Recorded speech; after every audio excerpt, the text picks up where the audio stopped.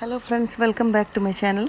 I will show you how to make this lovely flower painting with alcohol ink, acrylic paint and gold leaf. So it's a mix of different kinds of materials used. I will show you step by step. This is the color I used, poppy field and also white. And for blending I'm using 91% isopropyl alcohol, and the paper I'm using is black Nara paper. You can check out the link in the description on where to purchase that black Nara paper.